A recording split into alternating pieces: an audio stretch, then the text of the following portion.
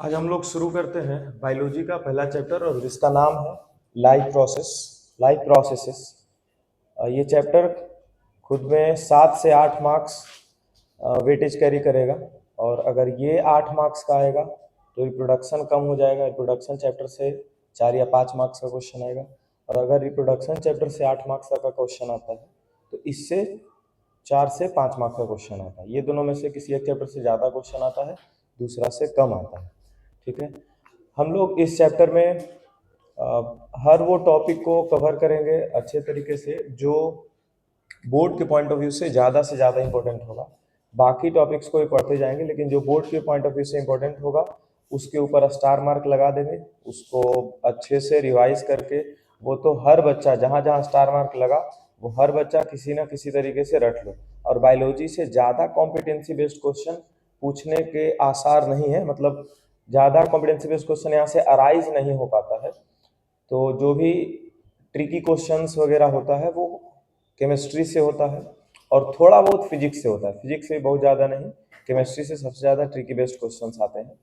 ठीक है, बायोलॉजी से ज़्यादा ट्रिकी बेस्ड क्वेश्चन नहीं होगा। तो जो भी नोट्स का पार्ट होगा वो पूरा का पूरा मिल जाएगा तुमको एग्जाम के क्वेश्चन में। ठीक है, नोट्स बढ़िया तरीके से बना लेना, जहाँ पर स्टार मार्क करें रेड पेन यूज कर लो। नोट्स जहाँ पे बनाते हो रेड पेन से स्टार मार्क करते जाओ। तो लाइफ प्रोसेस पढ़ने से पहले है हम लोग थोड़ा सा ये उसका इंट्रोडक्टरी पार्ट पढ़ते हैं। एनसीईआरटी में 2 पेज इंट्रोडक्शन के बारे में लिखा हुआ होगा इसका। ठीक है, लाइफ प्रोसेस जहाँ से शुरू हो रहा है उससे पहले 2 पेज इसी के बारे में बात कर रहा होगा। ठीक है, तो वो इंट्रोडक्शन वाला जो पार्ट है वो पढ़ो। उसको पढ़ोगे तब तुमको समझ में आएगा कि लाइफ प्रोसेस जो है वो क्यों जरूरी है। उससे पहले थोड़ा बहुत हम भी बात कर लेते हैं। लिविंग थिंग और नॉन लिविंग थिंग के बारे में पहले भी पढ़ रहे थे। ठीक है, तो इसमें तो आराम से ये बात लिख दी है कि जिसके पास लाइफ है उसको लिविंग थिंग बोलते हैं, जिसके पास लाइफ नहीं है उसको नॉन लिविंग थिंग बोलते हैं। हमको कैसे पता चलेगा कि उसके पास लाइफ है? हमको कैसे पता चलेगा कि उसके पास लाइफ है? तो उसके लिए यहाँ पे कैरेक्टरिस्टिक्स लिखे गए हैं। जैसे एनसीईआरटी में यही कैरेक्टरिस्टिक्स के बारे में बातचीत कर रहा होगा कि अच्छा ये दे कैन मूव देमसेल्फ। तुम्हें कैरेक्टर बताए कि जो लिविंग थिंग होता है वो अपने आप से मूव कर सकता है। तो फिर वहां पर एक बात ये लिख दिया जाएगा, तो गाड़ी भी तो मूव करता है। वहां पर ये बात लिखेगा कि गाड़ी भी तो मूव करता है। तो क्या नॉन लिविंग थिंग ये गाड़ी एक लिविंग थिंग हो जाएगा? या फिर जो आदमी सोया हुआ है उसके बारे में तुम कैसे पता करोगे? तो मूव ही नहीं कर रहा 6-7 घंटे से, तो क्या वो लिविंग थिंग नहीं हुआ? ठीक है, या फिर पेड़ जो है सालों साल एक ही जगह खड़ा रह जाता है, तो क्या वो लिविंग थिंग नहीं है? ठीक है, ये एग्जाम्पल। तो फिर सिर्फ ये कैरेक्टरिस्टिक्स अगर देते हैं लिविंग थिंग के बारे में, मतलब कि हम पूरा का पूरा बात नहीं बता पा रहे हैं कि लिविंग थिंग्स किसको बोलते हैं। ठीक है, उधर से दिख रहा है क्या है? उसके बाद फिर है दे कैन रेस्पायर, मतलब कि अगर सिर्फ और सिर्फ मूवमेंट के वजह से हम नहीं बता सकते कि लिविंग थिंग है कि नहीं है। अभी लिखना बंद करो, टाइम देंगे ना लिखने के लिए, अभी समझ लो। सिर्फ और सिर्फ मूवमेंट के वजह से हम ये नहीं बोल सकते कि वो लिविंग थिंग है कि नहीं है। तो वो रेस्पायरेशन भी करता है। रेस्पायर मतलब सिर्फ और सिर्फ श्वास लेना नहीं होता। ठीक है, रेस्पायरेशन का मतलब 7वां 8वां तक सिर्फ श्वास लेने को समझते हैं। रेस्पायरेशन मतलब होता है ग्लूकोज को तोड़ना। ठीक है, ये सेल्स में ले जाकर के ग्लूकोज को ब्रेक डाउन करना और वहां से एटीपी के फॉर्म में एनर्जी बनाना। ठीक है, उस चीज को रेस्पायर बोलते हैं। तो रेस्पायरेशन कर रहा होता है लिविंग थिंग। तो क्या सिर्फ और सिर्फ रेस्पायरेशन, जैसे एक डायरेक्टर सर है, ठीक है, वो बोलते हैं चलो फिल्टर लगा हुआ रहता है 4 व्हीलर में या फिर बाइक में, तो वो भी तो रेस्पायरेशन कर रहा है। तो क्या जो रेस्पायर करेगा वो लिविंग थिंग हो जाएगा? इसका मतलब मेरा ब्रेजा जो है वो लिविंग थिंग है। समझ गए गुलशन? हाँ, ये एग्जाम्पल आता है जब पढ़ाएंगे ना कभी आकर के, तो ये पक्का वो बोलेंगे। ठीक है, तो फिर ये क्या लिखा हुआ है? They need air food and water to live. अब उसको जीवन यापन करने के लिए कुछ ना कुछ खाने के लिए तो चाहिए होगा। ठीक है, से नॉन लिविंग थिंग को कुछ नहीं चाहिए खाने पीने के लिए। फिर से आता है गाड़ी का एग्जांपल, गाड़ी भी खाता पीता कुछ है, फ्यूल उसी की वजह से वो चलता है। ठीक है, अच्छा यही अगर जो टेबल या फिर कुर्सी है, इन सबको तो फ्यूल का जरूरत नहीं है जी जिंदा रहने के लिए। तो ये तो एकदम क्लासिफाई कर चुके हैं कि ये नॉन लिविंग थिंग है ना। लेकिन लिविंग थिंग को कुछ ना कुछ चाहिए होगा खाने पीने के लिए। आगे बढ़ते हैं, दे ग्रो, ये बढ़ता है धीरे धीरे। तो क्या हर लिविंग थिंग हमेशा बढ़ते रह जाता है? पेड़ पौधा हमेशा बढ़ते रह जाएगा? ठीक है, तो ग्रो का मतलब सिर्फ और सिर्फ हाइट का ग्रो या चौड़ाई या फिर लंबाई नहीं होता है।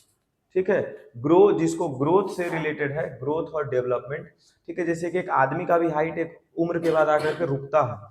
ठीक है, तो क्या सिर्फ वहीं तक एक मतलब कि 12th क्लास में बच्चा जाने के बाद वो लंबा नहीं होता है, मतलब कि 18 साल 20 साल के बाद तो लंबाई होगा नहीं। तो क्या वो अब ग्रो नहीं कर रहा है, तो वो ग्रो जो है यहाँ से कर रहा होता है। ठीक है, अपने सेंसेस से ग्रो कर रहा होता है, अपने स्टिमुलस को और ज्यादा ओपन करता है। स्टिमुलस मालूम है क्या, स्टिमुलस क्या होता है? सेंसेस को ही बोलते हैं stimulus. They respond to stimuli. Stimuli मतलब होता है किसी भी काम, किसी भी चीज को लेकर के हम लोग जो उसके प्रति अपना रिस्पॉन्स दे रहे होंगे, उसी पॉइंट को यहाँ पे कवर किया जाता है। जैसे कि तुम अगर इस यहाँ पे अगर जो हम चिमटी काटे, ठीक है, तो ये जो चिमटी काटना हुआ ये स्टिमुली हुआ। ठीक है, और ज्यादा जोर से काटेंगे तो बच्चा ऐसे करेगा, ये उसका रिस्पॉन्स हुआ। ये सेकेंड चैप्टर में ये वाला ज्यादा डिटेल्ड वे में तुम लोग पढ़ोगे स्टिमुलस वगैरह क्या होता है। एक छुई मुई पौधा होता है, ठीक है, उसको जैसे ही छूते हैं, ठीक है, तो वो छुए तो वो स्टिमुली हुआ। स्टिमुली मतलब फील करना, टच को, या फिर ये हीट वगैरह जो भी कुछ है उसको फील करना होता है, और उसके रिस्पॉन्स में वो अपना रिस्पॉन्स देता है, उसके प्रति वो अपना रिस्पॉन्स करता है कि ये पत्ती वगैरह जो है मोड़ लेता है। ठीक है, लास्ट एक है दे कैन रिप्रोड्यूस। और भी कुछ कुछ पार्ट्स आता है कैरेक्टर्स को पहचानने के लिए कि लिविंग थिंग जो है वो रिप्रोडक्शन भी करता है। ठीक है, नॉन लिविंग थिंग रिप्रोडक्शन नहीं करेगा। ठीक है, दो टूल को हम कितना दिन से साथ में लगाए हुए हैं कि उसका रिप्रोडक्शन कुछ तो होगा, नया टूल बनेगा, हम वेट ही कर रहे हैं, बेचारा 6 महीना से कुछ कर ही नहीं पा रहा है, जबकि गेट वेट भी लगा के चल जाते हैं, 10-12 घंटा समय होता है इसके पास, लेकिन कुछ नहीं हो पा रहा है इसका। ठीक है, चलिए, तो लाइफ प्रोसेस, हाँ अब आ जाते हैं लाइफ प्रोसेस के ऊपर कि लाइफ प्रोसेस होता क्या है। तो लाइफ प्रोसेस उन सभी प्रोसेस को बोलेंगे जो हम लोगों को जिंदा रखने में मदद करता है। ठीक है, all the processes done by a living organism to maintain a life on earth is known as life process. वो सारा प्रोसेस जिसके वजह से हम लोग जीवित रह रहे हैं, जिसके वजह से हम अपना जीवन यापन कर रहे हैं पृथ्वी के ऊपर। ठीक है, पृथ्वी पर ही जीवन है ऐसा माना जाता है। ठीक है, तो उन सभी प्रोसेसेस को लाइफ प्रोसेस बोलेंगे। उसका एक और एग्जांपल लिखा, एक और डिफाइन लिखा हुआ है कि the basic and essential activities performed by a living organism to sustain and maintain life. फिर से उसी को दूसरे तरीके से लिखा गया है कि लाइफ को मेंटेन करने के लिए और यहाँ पर जीवन यापन करने के लिए, ठीक है, जितने भी इसेंशियल बेसिक नीड्स हैं वो हम लोग जो करते हैं वो सारे नीड्स को लाइफ प्रोसेस बोलते हैं। लाइफ प्रोसेस में बहुत सारा पार्ट आता है, उसमें से 4 हम लोगों को पढ़ना है। पहले इसमें और एक पार्ट रहता था, रिप्रोडक्शन भी लाइफ प्रोसेस में लिखा जाता था, उसके बारे में पहले बात कर लेते हैं और उसके बाद भूल जाना है। रिप्रोडक्शन भी लाइफ प्रोसेस है। ठीक है, पहले रिप्रोडक्शन भी बोला जाता था लाइफ प्रोसेस है। ठीक है, इसके बारे में कॉम्पिटेंसी क्वेश्चन अराइज हो सकते हैं कि रिप्रोडक्शन को लाइफ प्रोसेस क्यों नहीं बोला जा सकता, जबकि अगर रिप्रोडक्शन ना हो तो वो ऑर्गेनिज्म जो है एक्सटिंक्ट हो जाएगा। एक्सटिंक्ट समझते हो, विलुप्त है ना, मतलब खत्म हो जाएगा अगर रिप्रोडक्शन बंद हो जाए तो। ठीक है, तो रिप्रोडक्शन जो है वो लाइफ प्रोसेस के अंदर आएगा, लेकिन स्पेसीज के लिए। किसके लिए? स्पेसीज के लिए। इंडिविजुअल के लिए इंडिविजुअल के लिए रिप्रोडक्शन लाइफ प्रोसेस नहीं है। इंडिविजुअल समझते हो, एक अकेला के लिए रिप्रोडक्शन लाइफ प्रोसेस नहीं है। तुम्हारे गांव में भी कोई ना कोई एक आदमी होंगे जिनका शादी ब्याह नहीं होगा, उनका खाना आगे नहीं बढ़ेगा, तो क्या उनका जीवन यापन नहीं हो रहा है? वो रिप्रोड्यूस अगर नहीं किए तो क्या वो टेंशन से मर जाएंगे कि हम शादी नहीं किए हैं, हमारा बच्चा नहीं है, हमारा जिंदगी मतलब कि कौन देखभाल करेगा? ऐसा तो कुछ नहीं है।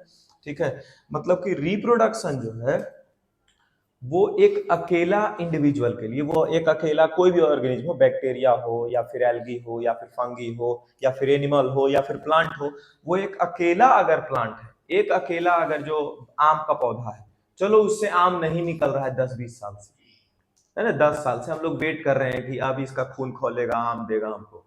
ठीक है, ऐसा हम लोग वेट कर रहे हैं 8 साल 5 साल 7 साल से, वो नहीं दे रहा, फिर भी वो जीवित तो है ना, वो जीवित है। ठीक है, यानी कि एक अकेला इंडिविजुअल के लिए लाइफ प्रोसेस में रिप्रोडक्शन का कोई रोल नहीं है। लेकिन यही स्पेसीज के ऊपर बात करें, पूरा मानव समाज अगर रिप्रोडक्शन को बहिष्कार कर दे, बाइकआउट कर दे, जो कि आजकल इंस्टाग्राम पर कोई भी चीज का बाइकआउट होना शुरू हो जाता है, समझ गए। वैसे ही पूरा का पूरा मानव समाज, ठीक है, कि बाइकआउट रिप्रोडक्शन, ठीक है, अगर ऐसा बोल दे तो फिर मानव समाज का अगर मानव समाज रिप्रोडक्शन करना बंद कर देता है तो ये लाइफ प्रोसेस जो है वो आगे नहीं बढ़ पाएगा, मतलब स्पेसीज आगे नेक्स्ट जनरेशन तक नहीं जा पाएगा, तो पूरा का पूरा लाइफ जो है वो खराब हो जाएगा मनुष्यों के लिए, ठीक है। जिसके कारण हम लोग बोल सकते हैं कि रिप्रोडक्शन एक पूरे स्पेसीज के लिए तो लाइफ प्रोसेस है, लेकिन एक इंडिविजुअल के लिए लाइफ प्रोसेस नहीं है। क्या ये बात समझ पा रहे हो कि हर अकेला इंडिविजुअल के लिए, हर अकेला इंडिविजुअल दोनों एक ही चीज हो गया, हर इंडिविजुअल के लिए ये चारों चीज लाइफ प्रोसेस के अंदर बहुत जरूरी है। खाना खाना जरूरी है, खाना को तोड़ करके एनर्जी देना जरूरी है, ठीक है। उसके बाद फिर ट्रांसपोर्टेशन, एनर्जी जो बनाया गया है उसको इधर से उधर ट्रांसपोर्ट करना जरूरी है, और उसके बाद फिर जो इतना सारा केमिकल रिएक्शन हुआ हमारा शरीर में, ये केमिकल रिएक्शन ये सब हो रहा है, इधर से उधर ट्रांसपोर्टेशन होना या रिस्पायरेशन होना या न्यूट्रिशन में बहुत सारा रिएक्शन वगैरह होता है। तो इन्हीं रिएक्शन के वजह से कुछ वेस्ट जो निकलेगा, केमिकल रिएक्शन से जो वेस्ट निकलता है उसको हम लोग मेटाबॉलिक वेस्ट बोलते हैं। मेटाबॉलिक वेस्ट बोलते हैं, वेस्ट नहीं, मेटाबॉलिक वेस्ट बोलते हैं। इस मेटाबॉलिक वेस्ट को क्या बोलते हैं, ये कैसे पता चलेगा मेटाबॉलिक वेस्ट किसको बोल सकते हैं? वैसा के ये केमिकल रिएक्शन के वजह से जो भी वेस्ट उत्पन्न होता है, जो भी वेस्ट निकलता है उसी को क्या बोलते हैं? Metabolic waste. तो यही मेटाबॉलिक वेस्ट को रिमूव करने का प्रोसेस को हम लोग एक्सक्रीशन बोलते हैं। हाँ, आपको ये नहीं बोलेगा कि सर सुबह सुबह पॉटी जो कर रहे हैं उसको एक्सक्रीशन बोलेंगे, नहीं, वो एक्सक्रीशन नहीं होता है, ठीक है। वो एक्सक्रीशन नहीं होता है, उसका दूसरा नाम है इजेशन होता है, ठीक है। एक्सक्रीशन जो हम लोग पसीना जो निकल रहा है वो एक्सक्रीशन है। कितना पेड़ पौधा हम देखता होगा रेजिन्स निकलता है, चिपचिपा सा लाल लाल सा, वो एक्सक्रीशन है, ठीक है। जो टॉयलेट कर रहे हो वो एक्सक्रीशन है, ठीक है। ये सब एक्सक्रीशन के अंदर आता है, ठीक है। और खाना जो बाहर हो रहा है, सॉलिड मटेरियल, सॉलिड वेस्ट जो बाहर हो रहा है उसको हम लोग इजेशन बोलते हैं, वो न्यूट्रिशन के पार्ट में आएगा, ठीक है। वापस से आते हैं न्यूट्रिशन किसको बोलते हैं। तो खाने का यूटिलाइजेशन और खाना किस तरह से तुम लाओगे, obtaining and utilization of food is known as nutrition. खाना तुम किस तरह से प्राप्त कर रहे हो, किस तरह से तुम खाना खा रहे हो और किस तरह से डाइजेस्ट कर रहे हो और उसको यूटिलाइज मतलब किस तरह से इस्तेमाल कर रहे हो, ठीक है, उसको हम लोग बोलते हैं न्यूट्रिशन। न्यूट्रिशन बहुत तरह का होगा, पहले से पढ़े होंगे, ऑटोट्रॉप, हेट्रोट्रॉपिक न्यूट्रिशन, ये सब पढ़े हो ना, ठीक है। ऑटोट्रॉप भी दो तरह का यहाँ पढ़ने को मिलेगा जो कि पहले से शायद नहीं पढ़े हो। हाँ, फोटोसिंथेसिस तो एक जान रहे हो, ऑटोट्रॉप्स जो फोटोसिंथेसिस, और एक होता है तो फोटो ऑटोट्रॉप, तो वही फोटोसिंथेसिस वाले को ही बोलते हैं। केमो ऑटोट्रॉप पढ़े हो स्कूल में, चलो ठीक है। हाँ, तो उसके बाद फिर हेट्रोट्रॉप से 3 तरह के होते हैं, उसके एग्जांपल्स वगैरह पढ़ेंगे अभी कुछ देर में। फिर आता है दूसरा रेस्पायरेशन। अभी अभी बात कर रहे थे, रेस्पायरेशन ब्रीदिंग को नहीं बोलते, श्वास लेना और श्वास छोड़ना रेस्पायरेशन का एक छोटा सा प्रोसेस है, ठीक है। पूरा का पूरा जो खाना तुम्हारे शरीर में गया है, ठीक है, वो ग्लूकोज के फॉर्म में बन चुका है। न्यूट्रिशन में यहाँ जब खत्म होगा ना न्यूट्रिशन वाला पार्ट, तो ऐसा तुमको पता चलेगा कि न्यूट्रिशन खत्म हुआ, मतलब ग्लूकोज बन करके आ चुका है हम लोग के पास, ठीक है।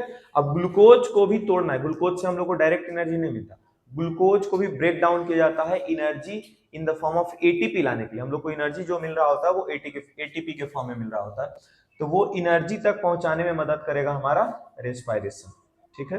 वहां से ऑक्सीजन वगैरह इस्तेमाल होगा ग्लूकोज के साथ, वहां से एनर्जी मिलता है, ठीक है। एनर्जी मिलने के बाद फिर उस एनर्जी का ट्रांसपोर्टेशन ब्लड के थ्रू, और ब्लड के थ्रू ही ऑक्सीजन भी ट्रांसपोर्ट किया जाता है रेस्पायरेशन करने के लिए, ठीक है। इसलिए ट्रांसपोर्टेशन भी जरूरी है। अगर ऑक्सीजन जो हम लोग यहाँ से श्वास लिए फेफड़ा तक जाके यहीं पे रोक ले, फेफड़ा मेरा काम था श्वास लेना और उसके बाद छोड़ देंगे बाहर, अगर जो इसको ब्लड के थ्रू पूरा में ट्रांसपोर्ट ना किया जाए तो यहाँ पे जो ग्लूकोज पहुंचा होगा, यहाँ पर जो ग्लूकोज पहुंचा होगा ब्रेक डाउन नहीं हो पाएगा, जिसकी वजह से एनर्जी नहीं मिलेगा और यहाँ पे दर्द होना शुरू हो जाएगा, ठीक है। उसके बाद आता है एक्सक्रीशन, फिर से वही इतना केमिकल रिएक्शन जो हमारा बॉडी में हो रहा है उसकी वजह से जो वेस्ट निकलेगा उसको बोलते हैं मेटाबॉलिक वेस्ट। मेटाबॉलिक वेस्ट को बाहर करने के प्रोसेस को बोलते हैं एक्सक्रीशन। ठीक है, इसके बाद शुरू करते हैं पहला टॉपिक न्यूट्रिशन को। जो नहीं लिखा है वो लिख लो।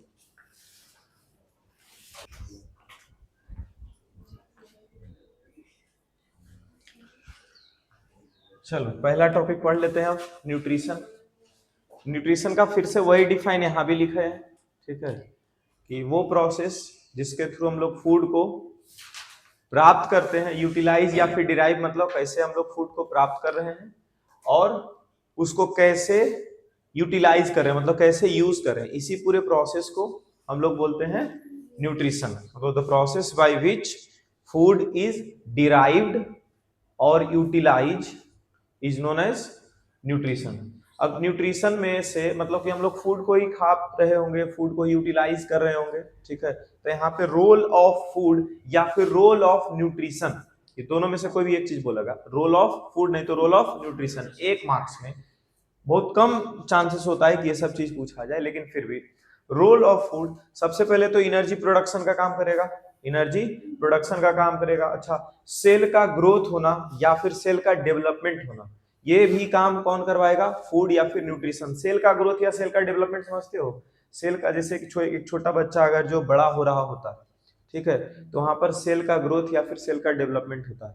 यही चीज जब एक एडल्ट, तो वो उसका सेल का ग्रोथ या फिर डेवलपमेंट ना हो करके जहां कहीं भी उसका डैमेज टिश्यू या फिर डैमेज सेल, मतलब कि जहां कहीं भी उसको चोट लगता है या फिर कोई चीज खराब होता है, तो वो चीज का रिपेयर भी फूड हम लोग यूटिलाइज कर रहे हैं उसी की वजह से होता है। सीधा सीधा फूड खाए और तुरंत नहीं हो जाता है, ठीक है, बहुत सारा प्रोसेस जो पहले भी कभी ना कभी पढ़े होगे, जिसको सेल दो तरह से उस ये क्या बोलते थे उसको जी, हाँ, अरे नहीं सिंथेसिस नहीं, भूल गए, दो टर्म अभी याद था। नहीं नहीं नहीं नहीं नहीं, नहीं। से सेल जो है टूट करके और जो रिपेयर होता है, ठीक है, एक से दो में बनना, हाँ, मियोसिस और मिटोसिस, ठीक है, वो चीज याद कर रहे थे। हाँ, तो मियोसिस और माइटोसिस जो है उसके उस प्रोसेस से डैमेज टिश्यू रिपेयर हो रहा होगा या फिर सेल का ग्रोथ और डेवलपमेंट हो रहा होगा उन सब की वजह से। लेकिन वो सब करवाएगा कौन, अल्टीमेटली फूड ही करवाने वाला होगा। इसीलिए फूड के ये तीन पार्ट, ये एनसीईआरटी में लिखा हुआ वही होगा, ठीक है, कि फूड जो है तीन रोल ये अदा करता है, उसके बारे में जानना है। अच्छा, अब न्यूट्रिशन का जो फ्लो चार्ट यहाँ पे बना रहे हैं, यहाँ पे ये नहीं पूछेगा कि how many types of autotrophic nutrition, ये सब नहीं, इसका डिफाइन नहीं पूछेगा, ठीक है, तुमसे इसका एग्जाम्पल ऑब्जेक्टिव में लिखा हुआ रहेगा और होलोजोइक ये चार गो ऑप्शन रहेगा। होलोजोइक न्यूट्रिशन वाला एग्जाम्पल है कि सेप्रोफाइटिक वाला है कि पैरासिटिक वाला है, या पैरासाइटिक एग्जाम लिख करके और चार गो एग्जाम को ये एमसीक्यू में दे करके और एक पूछ लेगा कि कौन सा ये सही है, ठीक है। फिलहाल न्यूट्रिशन जो है वो दो तरह का है, ऑटोट्रॉफिक न्यूट्रिशन और हेटेरोट्रॉफिक न्यूट्रिशन, ठीक है। ऑटोट्रॉफिक, यहाँ ऑटो मीन्स होता है सेल्फ, ऑटो मीन्स क्या होता है जी, सेल्फ, और ट्रॉफिक मीन्स होगा सिंथेसिस, ठीक है, जो खुद से अपना खाना बनाना चाहता है, ये जो खुद से अपना खाना बना लेता है उसको बोलते हैं ऑटोट्रॉफिक न्यूट्रिशन। तो हर्ष कह रहा है कि यस सर, हम सुबह सुबह गैस ओपन करके और खाना बना लेते हैं, तो क्या हम भी ऑटोट्रॉफिक न्यूट्रिशन कर रहे हैं? बेटा खाना तुम लाया कहाँ से, पहले ये पहले पता करो, ठीक है। सोच रहा है कि क्या सर हम कुछ नहीं बोल रहे हैं, ऐसा भी कुछ सोच रहा है, नहीं नहीं, चलो तब फिर ठीक। अब यहीं पे आता है हेटेरोट्रॉफिक न्यूट्रिशन, जो खुद का खाना खुद से नहीं बना पाता है उसको बोलते हैं। असल में ये ऑटोट्रॉफिक दो तरह का, फोटो ऑटोट्रॉफिक और केमो ऑटोट्रॉफिक बोलते हैं। फोटो मीन्स होता है लाइट, लाइट यहां से समझना है सनलाइट। पहला चैप्टर केमिकल रिएक्शन भी पढ़ रहे थे तो वहां फोटोलाइटिक करके आया था एक टर्म, ठीक है। फोटो मीन्स क्या बताया गया था, लाइट ही बताया गया था, ठीक है। तो फोटो ऑटोट्रॉपिक का कुछ एग्जांपल, सबसे पहले तो इसका एग्जांपल आ जाएगा ग्रीन प्लांट्स। जितने भी ग्रीन प्लांट्स हैं वो सारे के सारे फोटो ऑटोट्रॉपिक न्यूट्रिशन वाले होते हैं। वो सारे के सारे प्लांट्स को हम लोग क्या बोलते हैं, फोटो ऑटोट्रॉप्स, ठीक है। यही अगर जो केमो और भी इसका एग्जांपल है, लास्ट में लगा दूं।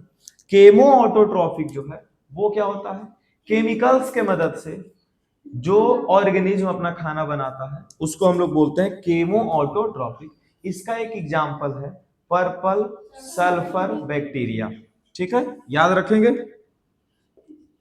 पर्पल रहने दो, लास्ट लास्ट में सब लिख देंगे। Holozoic nutrition. होलोजोइक न्यूट्रिशन मतलब फूड जो है ना, वो कहीं से हम लोग ले करके आते हैं। ग्रीन प्लांट्स जो अपना फूड बनाता है, बना करके स्टोर करता है स्टार्च के फॉर्म में, ठीक है, वो सब हम लोग यहाँ पर इस्तेमाल करके और खा पी लेते हैं। ठीक है, या फिर किसी और पे डिपेंडेंट है। ठीक है, इसी चीज को बोलते हैं होलोजोइक न्यूट्रिशन। इसमें दो तीन एग्जाम्पल जो याद करने लायक है, ओमनीवोरस, कार्निवोरस, ठीक है, हर्बीवोरस, और भी एग्जाम्पल्स आ जाएंगे। मतलब कि हम लोग जो खाना खा रहे हैं ग्रीन प्लांट्स की मदद से, या फिर फ्लेश या फिर मीट जो खा रहे हैं, वो सारा का सारा किस में आ जाएगा, होलोजोइक न्यूट्रिशन में। ये फिर से सबको बारी बारी से पढ़ाएंगे। अब यहाँ पे फ्लो चार्ट बना दिए कि पहले से तुमको पता चल जाए कि हम लोग न्यूट्रिशन कितना लंबा समय तक पढ़ने वाले हैं। और न्यूट्रिशन में भी ये होलोजोइक न्यूट्रिशन जो है बहुत लंबे समय तक चलेगा। ठीक है, और सबसे ज्यादा क्वेश्चन इसी से आएगा। 2 नंबर का क्वेश्चन इससे फिर अलग से आएगा, ये अलग टॉपिक जब पढ़ रहे होंगे तो। अभी एग्जाम्पल से 1 मार्क्स का यहाँ बता रहे हैं, होलोजोइक न्यूट्रिशन जब पढ़ेंगे तब वहां से 2 मार्क्स का क्वेश्चन उठेगा। ठीक है, उसके बाद आता है सैप्रोफाइटिक न्यूट्रिशन। होलोजोइक और सैप्रोफाइटिक में कंफ्यूजन होता है। ठीक है, वो कंफ्यूज करेगा लिख करके, ऐसे कंफ्यूजन नहीं होता है। ठीक है, इसमें भी बोलता है कि खाना जो है किसी और पे भी डिपेंडेंट है, इसमें भी किसी और पे, इसमें भी डिपेंडेंट, तीनों में किसी और पे ही है, तभी ना हेटेरोट्रॉपिक बोल रहे हैं। लेकिन यहाँ जो है खाना बॉडी के अंदर पचाता है। ये जो क्या करता है, खाना खा करके और बॉडी के अंदर पचाता है। वैसे ऑर्गेनिज्म को के बारे में बोलते हैं कि वो ये होलोजोइक न्यूट्रिशन करता है। लेकिन ये क्या करेगा, खाना बाहर में ही पचा देगा बॉडी के। ठीक है, डाइजेस्ट करवा देता है खाना बॉडी के बाहर, बॉडी के बाहर ही खाना को डाइजेस्ट करवाएगा, और उसके बाद फिर डाइजेस्टेड फूड को बॉडी के अंदर लेकर के यूटिलाइज करता है, मतलब उसका इस्तेमाल करता है। ठीक है, उसके बाद लास्ट में आता है पैरासिटिक न्यूट्रिशन। ये किसी और को अपना होस्ट बना करके, मतलब मालिक को चूस लेता है। ठीक है, ये कौन है, पैरासिटिक न्यूट्रिशन। देखा होगा चिमोकन लग जाता है, जूं हो जाता है बाल में। ठीक है, ये सब एग्जांपल है पैरासिटिक न्यूट्रिशन। ठीक है, सैप्रोफाइटिक न्यूट्रिशन एग्जांपल है मशरूम, राइजोपस, ये सब एग्जांपल आ जाएगा सैप्रोफाइटिक का। ठीक है, वो सारा एग्जांपल लिख देते हैं।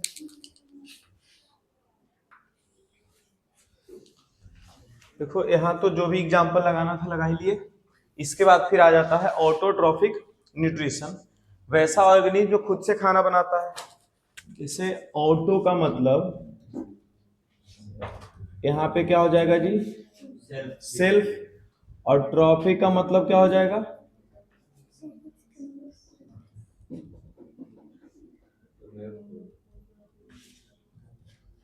न्यूरिशमेंट।